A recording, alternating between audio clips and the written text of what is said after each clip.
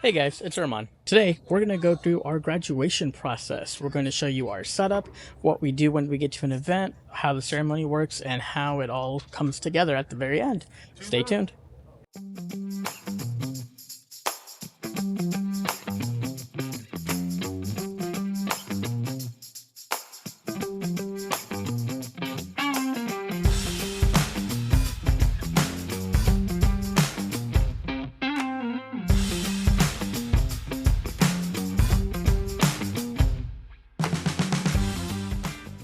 Welcome to All About Now Photography.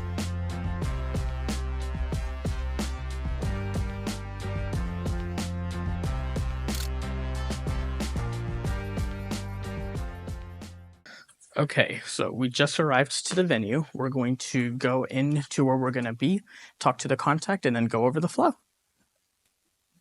Okay, so I just got done talking to the contact. They're going to have the students come onto the stage from that far side. They're going to stop in the middle, do a handshake photo, come off the stage, go around this ramp, and we'll do a white screen right here where I'm standing now.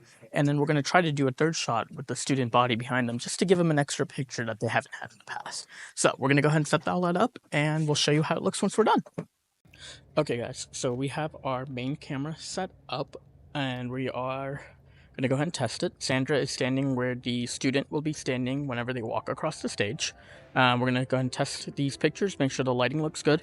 What she's holding is a paper folded up like a fan or an accordion, and we call this the 1 penny light meter. What we do is turn the highlights on the camera and see where the black lines are showing up. If it's perfectly exposed, it should only show up in the creases and be very minimal. If it's fully black on the paper, that means it's overexposed, and if there's no black lines, then it's underexposed. So this helps us save money on not purchasing light meters, but make sure our exposure is right. So we're gonna go ahead and test this out. That is kind of how it looks right now. This is a little overexposed. I'm gonna show you how it looks when it's perfectly exposed. Right there, it's hard to see on this camera, but there's little black lines going down the creases of the paper, so we know we're perfectly exposed.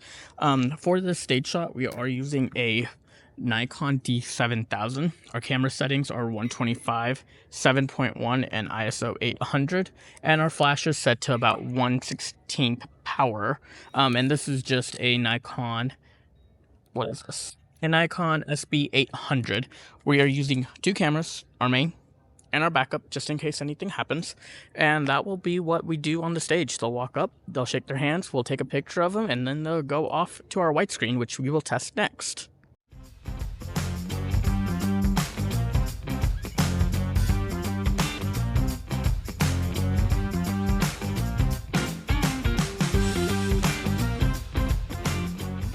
Alright guys, so our last station is our third shot. This shot will be with the graduate and the entire student body standing behind them, and we're going to blur that background.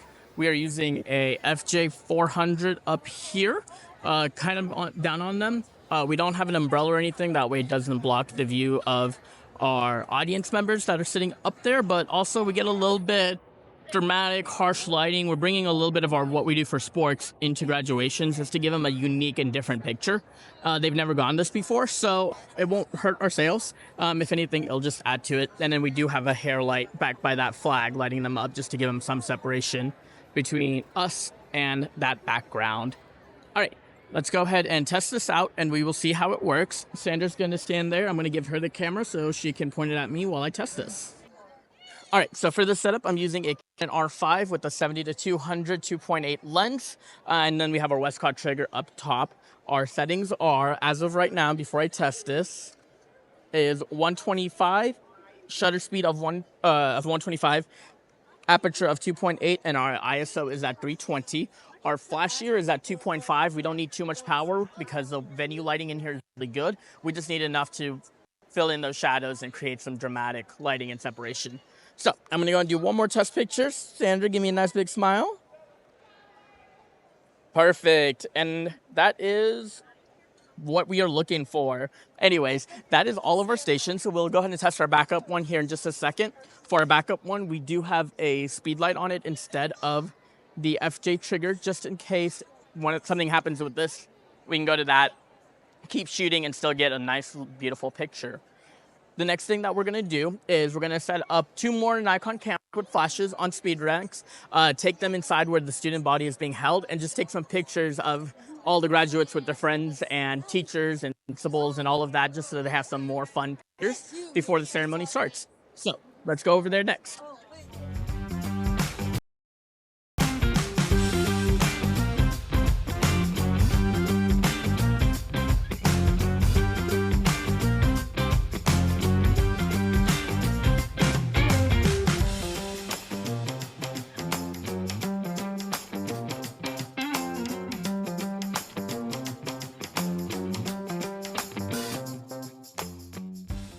Okay, so we are completely set up inside.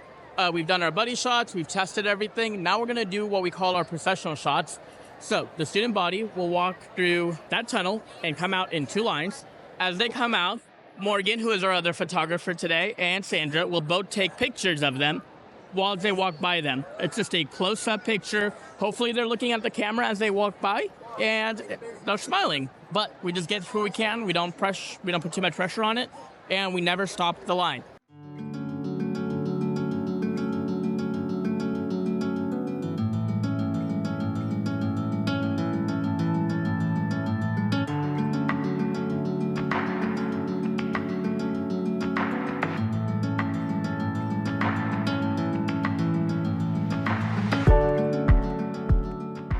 Right before the students start crossing the stage, we retest everything, do a really quick test picture, make sure it looks good. So we've done the white screen, we've done that, and now Morgan will in just a second do hers, and we'll go from there.